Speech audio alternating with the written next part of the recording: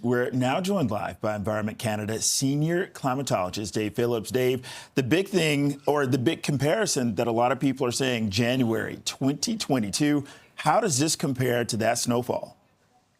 Well, the one that I most remember is January of 1999. That was when Mayo Lastman called out the Army. And this past week, Bakari, come on, from last weekend to the middle of the week to this past weekend, we've ended up with as much snow as we would got all of last winter. In 1 week, we match what we got all of last winter.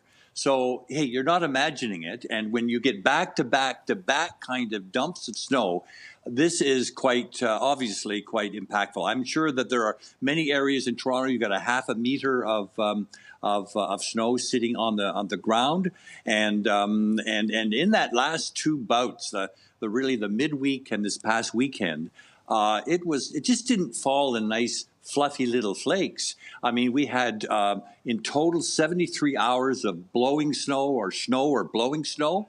We had half of that time visibility was down to less than 2 kilometers, so you couldn't see very far ahead of you, and you still had to deal with all of this snow. So certainly by now, when we started February has been a frigid and a snowy month. We've had 71 centimeters of snow in this month. That's about 5 times that you would get by this time of the month. And Bakari, I don't want to say it, but I mean, snow just doesn't happen in an allotment, and we've already exceeded our allotment. I mean, if you look at what is to come, we typically would see in the end of April, March, or the end of February, March, and April, another 33 centimeters of snow on average, or about a 30% of our annual snowfall is normally yet to come. But that's not a forecast. I'm just saying that they don't put away the shovel and the snowplow quite yet, because winter is not over. Okay, Dave, I got to ask you to elaborate on that last part. There's still more to come? Well, look, I see flurries in the air. I don't have to worry about flurries, but it's a cold. Bakari, it's also cold. I mean, there's an adage that says, "Is it ever too cold to snow?" Not.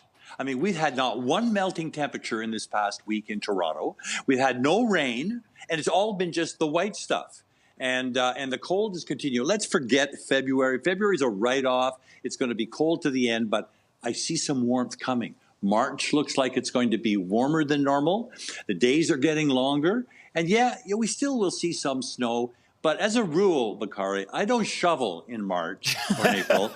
What nature giveth, it taketh away. And so I claim that nature will look after you in March and April.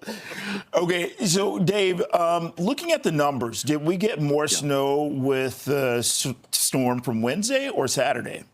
Well, they were actually Wednesday, Thursday. If you look at that, it sort of started the Wednesday, went into the Thursday. We got in total about 26 centimeters of snow. And that's just that's not the blowing and drifting. There might be some areas that you got a lot more snow, but that's the ruler. Stick the ruler into the ground, and that's got 26. Well, yesterday, Saturday, and yesterday, 25. There's no difference. 1 centimeter difference. But honest to God, there was no melting in between. So all of that snow that fell at the beginning of the week, in the middle of the week, and at the end of the week is still there, because nature hasn't moved it out of your way. All right, Environment Canada senior climatologist Dave Phillips. Dave, always a pleasure. Thanks a lot. Thank you, Bakari.